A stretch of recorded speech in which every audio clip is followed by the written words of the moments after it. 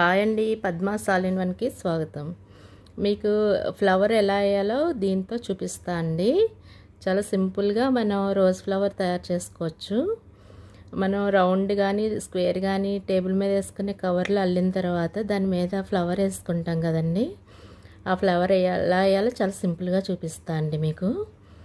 First ఇలాగా ఒక chain మనకి అంటే రోజు సైజుని బట్టండి. మనకి చిన్న రోజు కావాలంటే చిన్నది వేసుకోవచ్చు, పెద్ద రోజు కావాలంటే ఎక్కువ లెంత్ వేసుకోవాలండి. ఇది ఫస్ట్ ఇలా లైన్గా చైన్ స్టిచ్ చేసేసుకోవాలండి. నేను చిన్నది వేసి చూపిస్తున్నాను మీకు. ఇలా అయిపోయిన తర్వాత అండి దీనికి ఏం చేయాలంటే ఫస్ట్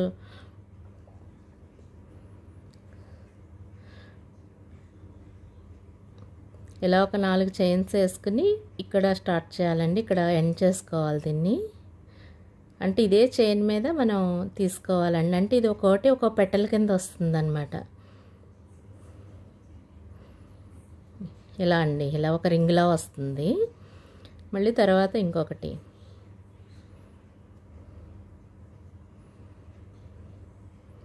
వన్ 2 3 4కి వేసుకోవాలండి. ఇలాగా అంటే చిన్నది వేస్తున్నాను కాబట్టి 4 చిన్న చిన్ని పెటల్స్ వస్తాయండి. మీకు పెద్ద ఫ్లవర్ కావాలంటే సైజ్ పెంచుకోవచ్చు. నేను చిన్నది వేస్తున్నాను కాబట్టి 4 సరిపోతుందండి. 1 2 3 4 ఇలా అంటే 4కి ఒక చైన్ వేసుకుంటూ వెళ్ళాలండి. ఇది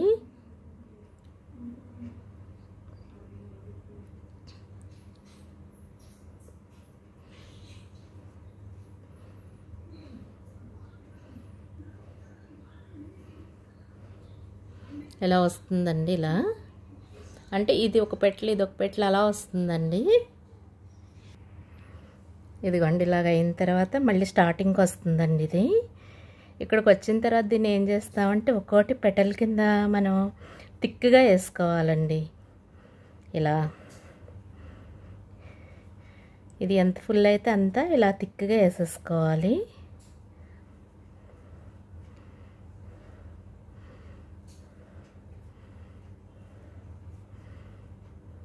ఈ లైన్ ఉంది కదండి, ఈ లైన్ అంతే ఇలా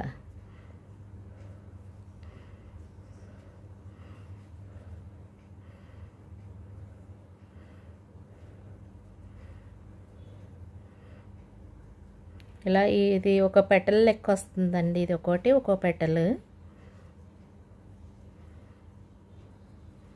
ఇలా వేసిన తర్వాత ఇది మళ్ళీ వెంటనే దీనికి కనెక్ట్ చేయకూడదండి. ఇక్కడే డైరెక్ట్ ఇప్పుడు మనం ఇలాగ సూది మీద తీయట్లేదండి, ఊళ్ళు తీయకుండా ఇలా డైరెక్ట్ పెట్టి దీన్ని ఈ పెటల్ని ఇక్కడికి ఎండ్ చేసేస్తామండి. ఇలాగా చూసారా, ఇది ఇలా రౌండ్గా వచ్చింది. ఇక్కడేమో చిన్నగా ఉంటుందండి, ఇలా వెళ్ళే కొలది ఇలా రౌండ్గా వస్తుంది, అర్ధచంద్రాకారంలో ఉంటుంది.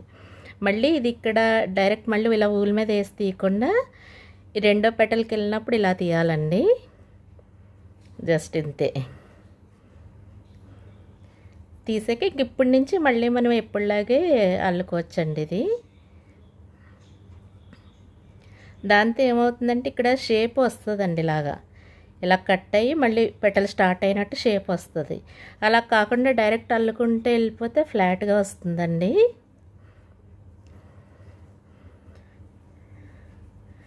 ఈ డిఫరెన్స్ కోసమే మనం ఇక్కడ సూది మీద దారం తీయకుండా డైరెక్ట్ తీసేసుకోవాలండి. చూసారా, మీకు ఈ షేపు ఇలా రావాలండి. ఇలాగే మొత్తం పెటల్స్ అన్నీ అల్లుకోవాలి. ఇలా అన్ని పెటల్స్ అల్లిన తర్వాత అండి ఇలా రెడీ అవుతుందండి. మీకు షేప్ చూసారు కదా, ఇలా అర్ధచంద్రాకారంలో ఇక్కడ నొక్కినట్టు రావాలి. అలా వస్తేనే మనకి ఫ్లవర్ షేప్ వస్తుందండి. ఇప్పుడు దీన్ని ఏం చేయాలంటే ఇలా రౌండ్ చేసుకోవాలండి.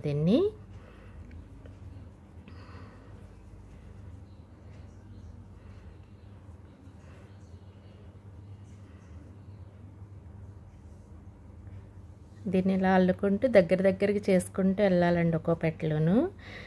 ఇలాగా కాస్త కష్టం అని అనిపిస్తే ఏం చేయాలంటే ఫస్ట్ ఇలా రౌండ్ చుట్టేసుకోవాలండి దీన్ని.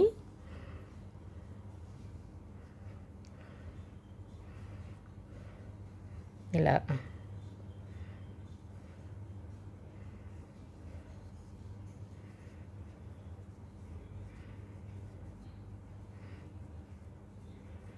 ఇలా చుట్టేయాలండి. చుట్టి ఈ అన్నిటిని కలుపుకుంటూ ఇక్కడ నాట్ వేయాలి.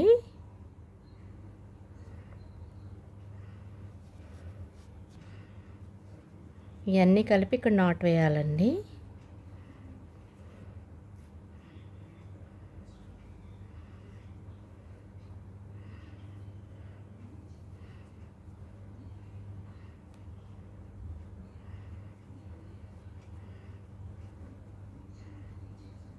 ఇక్కడ ముడి వేసుకోవాలండి.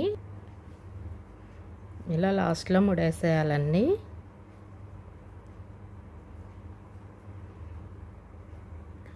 ఇది మనం దేని మీదకైనా వాడుకోవచ్చండి, ఫ్లవర్ కింద, లేదా ఫ్లవర్ వాజ్లో ఇలాంటి చిన్న చిన్న ఫ్లవర్స్ చేసి ఫ్లవర్ వాజ్లో కూడా పెట్టుకోవచ్చండి. ఇలా అంటే మనం సైజ్ ఎంత కావాలి, ఇప్పుడు నేను చిన్నది చేశాను, యాక్చువల్గా ఇంత పెద్దది కూడా చేసుకోవచ్చండి. రోజు ఇంకా ఎన్ని పెటల్స్ మనం అల్లితే అంత పెద్ద ఫ్లవర్ వస్తుంది. ఈ వీడియో మీకు నచ్చితే లైక్ చేయండి, షేర్ చేయండి, సబ్స్క్రైబ్ చేయండి. Thank you.